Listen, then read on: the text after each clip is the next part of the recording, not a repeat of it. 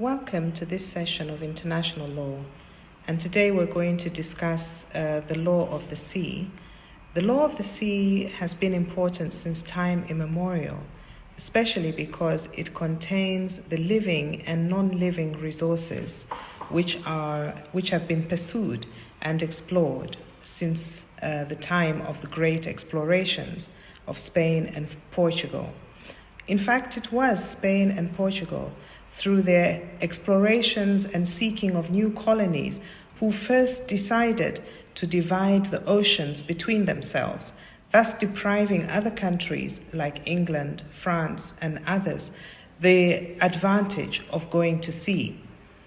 And so it was Hugo Grotius, the Dutch early philosopher of international law, who is also known as the father of international law, who developed this law of the sea in response to attempts by Spain and Portugal to proclaim huge tracts of the high seas as part of their territorial domain. Hugo Grotius developed the law of the sea in his book Mare Liberum, which was published in 1609, to establish a different legal understanding of the law of the sea, and that was the concept of freedom of navigation, or the free sea, which we still have today. Of course, coastal states still enjoy the sovereignty of the territorial waters which they have, and historically, this territorial waters has been the breadth of 3 nautical miles, a distance which allowed the military cannons to fire any invading foreign ship on sea. Let's now go ahead and look at the different definitions and how. In terms of legislature or conventions, there has been very little done before 1982.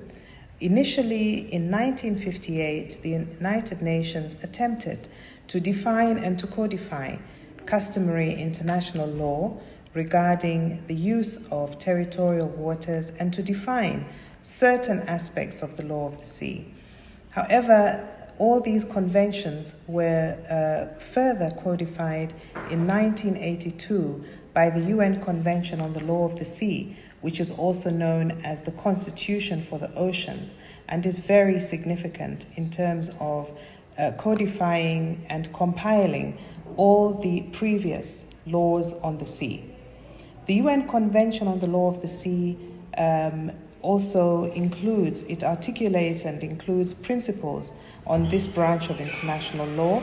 such as the territorial sea, international straits, the exclusive economic zone, the continental shelf, and other aspects of the law of the sea.